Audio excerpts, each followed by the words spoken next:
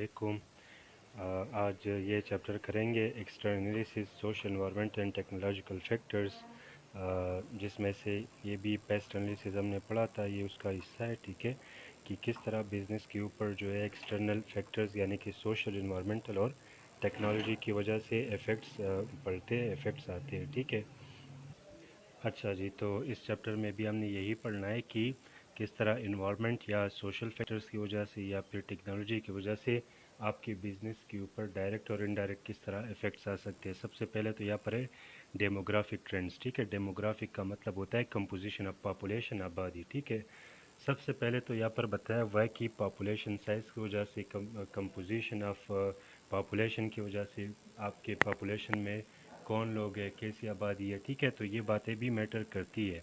जिस तरह सबसे पहले पॉपुलेशन साइज़, तो पॉपुलेशन साइज़ का मतलब ये है कि अगर इस तरह के कंट्री में या सिटी में आप बिज़नेस कर रहे हो जहाँ पर बर्थ रेट्स हो, ठीक है, या डेथ रेट्स हो या इमिग्रेशन, ठीक है, अगर ये चीज़ें मैटर करती हो, ठीक है, तो डायरेक्ट आपकी बिज़नेस की जो मार्केट है उसके ऊपर इफ़ेक्ट्स आ सकते हैं। जिस तरह अगर किसी मुल्क में बर्थ रेट्स ज़्यादा है तो मतलब वहाँ पर बच्चे ज़्यादा है तो बच्चों से रिलेटेड, बेबीज से रिलेटेड आप ज़्यादा प्रोडक्ट्स बना सकते हो। ठीक है, इसी तरह अगर इमिग्रेशन है, ठीक है, आपकी मुल्क में नौकरी है, आपकी कंट्री में जॉब्स है लेकिन एम्प्लॉयज़ नहीं है, तो बाहर से लोग आएंगे आपकी कंट्री में बिज़नेस करने के लिए, जॉब्स करने के लिए। अगर किसी और कंट्री जाना है जहाँ पर फैसिलिटीज़ है, अपॉर्चुनिटीज़ है, तो फिर डिपेंड करता है कि आप कहाँ पर ये बिज़नेस कर रहे हो। ठीक है, पॉपुलेशन कंपोजिशन, फिर एज के हिसाब से देखो, अगर आपके पॉपुलेशन में बच्चे ज़्यादा है, बेबीज़ या किड्स वगैरह, ठीक है, तो आप उनसे रिलेटेड प्रोडक्ट्स बनाओ। अगर यूथ ज़्यादा है, ठीक है, नौजवान ज़्यादा है, तो आप उनसे रिलेटेड प्रोडक्ट्स बनाओ। अगर यूके, जापान वगैरह में आप हो तो वहाँ पर फिर जो ओल्ड एज पीपल है, ठीक है, वो ज़्यादा है, तो वहाँ पर उनसे रिलेटेड फिर आप प्रोडक्ट्स बनाओ। ठीक है, तो इस तरह आपने क्या करना है कि देखो, अगर एक मार्केट में यूथ ज़्यादा है, ठीक है, नौजवान ज़्यादा है, तो वहाँ पर फिर अगर बेबीज़ या फिर अगर ओल्ड एज प्रोडक्ट्स आप बनाते हो तो वो वैसे ही बेकार है। ठीक है, अच्छा, फिर पॉपुलेशन लोकेशन मैटर करता है कि आप जहाँ पर बिज़नेस कर रहे हो ये सिटीज़ में है या फिर ये जो रूरल एरियाज़ होते हैं ये वो है। ठीक है, गांव वगैरह, विलेजेस वगैरह। ठीक है, अगर सिटी में आप बिज़नेस कर रहे हो तो फिर आपने उस हिसाब से प्रोडक्ट सेल करने हैं। ठीक है, अगर विलेजेस वगैरह में बिज़नेस कर रहे हो तो उस हिसाब से प्रोडक्ट्स बनाओ, सेल करो। फिर वेल्थ, ठीक है, आप जिस सोसाइटी में बिज़नेस कर रहे हो यहाँ की लोग जो है वेल्दी है, अमीर है या नहीं है। अगर अमीर नहीं है तो कौन से क्लास के, एलीट क्लास है, हाई क्लास है, मिडिल क्लास है, लोअर मिडिल क्लास है, ठीक है, या बिल्कुल लोअर क्लास है, तो इस हिसाब से आप प्रोडक्ट्स बनाओ। फिर एजुकेशन, एजुकेशन मतलब अगर आप इस तरह सोसाइटी में बिज़नेस कर रहे हो जहाँ पर जो एजुकेशन ज़्यादा है, लिटरेसी रेट वगैरह, ठीक है, तो वो मैटर करती है। देखो, अगर एजुकेटेड लोगों के बीच आप बिज़नेस कर रहे हो तो आप टेक्नोलॉजी वाइज या इस तरह के गैजेट्स आप सेल कर सकते हो, मॉडर्न जितनी भी चीज़ें, इक्विपमेंट से आप आसानी से सेल कर सकते हो। ठीक है, तो ये डेमोग्राफिक ट्रेंड्स, ये पॉपुलेशन की साइज़, कंपोजिशन वगैरह, ये आपके लिए एक तरह के इम्पैक्ट्स है, मेजर इम्पैक्ट्स है। आपने पहले इनकी एनालिसिस करनी है कि जहाँ पर आप बिज़नेस करें वहाँ पर मार्केट्स किस तरह है, मार्केट में लोग किस तरह है, कस्टमर किस तरह होंगे, उनको किस तरह चीज़ चाहिए।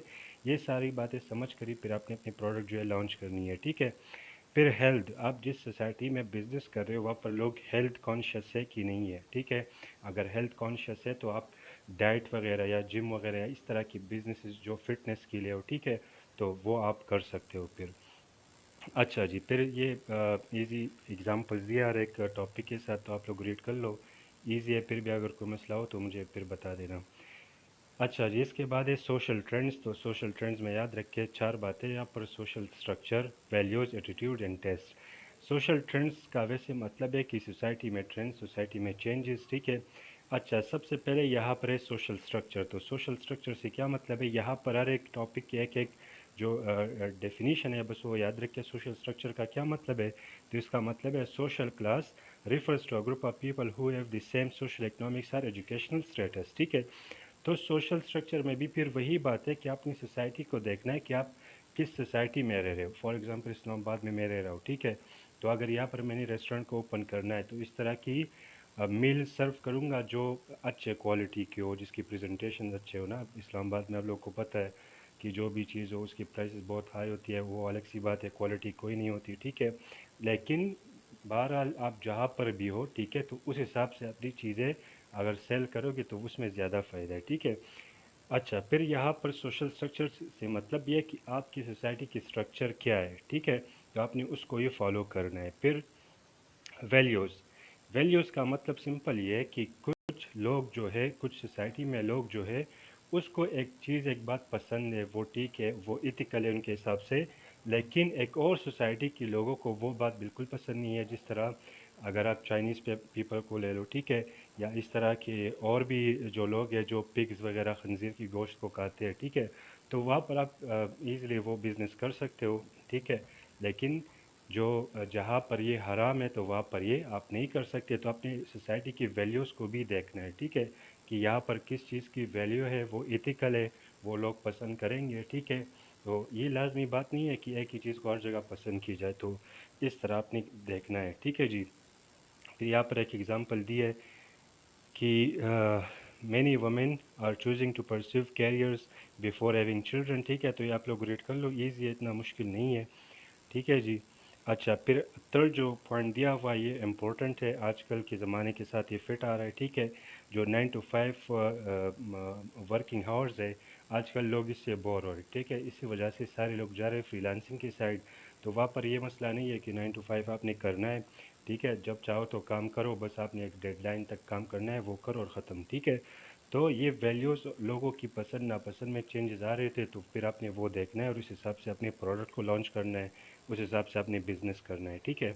پھر ایٹیٹیوڈز، تو ایٹیٹیوڈز بھی یہی ہے کہ لوگوں کی کیا پسند اور کیا ناپسند ہے، ٹھیک ہے، دے آر پازیٹیو اور negative views of person testings اور ایونٹس، اس طرح ایگزامپل دیا ہوا ہے کہ there is an increasing willingness across Europe to seek compensation from organization, ٹھیک ہے۔ دیکھو یورپ میں، یو کے میں یہ بہت ہی زیادہ ہوتا ہے کہ اگر آپ کسی کے اوپر غلط الزام لگاتے ہو، ٹھیک ہے، تو وہ آپ سے کمپنسیشن مطلب جرمانہ مانگتا ہے، ٹھیک ہے، تو آپ نے وہ جرمانہ، اور یہ بہت ہی ہیوی کمپنسیشنز ہوتے ہیں، ہیوی جرمانے ہوتے ہیں، ٹھیک ہے، تو وہاں پر یہ کلچرز ہے، اب کہیں اور پر یہ کلچرز نہیں ہوں گے، ٹھیک ہے، تو اس طرح کے کلچر میں جہاں پر کمپنسیشن زیادہ ہے تو آپ نے پھر رولز اینڈ ریگولیشن کا بہت ہی زیادہ خیال کرنا ہے، اپنے جو ہے لا کو فالو کرنا ہوتا ہے، ٹھیک ہے۔ اچھا، پھر سیکنڈ ہے کہ change in public attitude to waste have led to opportunities for recycling firms, اسی طرح لوگ اب سمجھ رہے اس بات کو کہ جو چیز آپ ریسائیکل نہیں کر سکتے وہ انوائرمنٹ کے لیے میزر ہے، خطرناک ہے، ٹھیک ہے، تو اب یہاں پر ایک اپرچونیٹی ہے کہ آپ اس کو ریسائیکل کر دو، ٹھیک ہے جی۔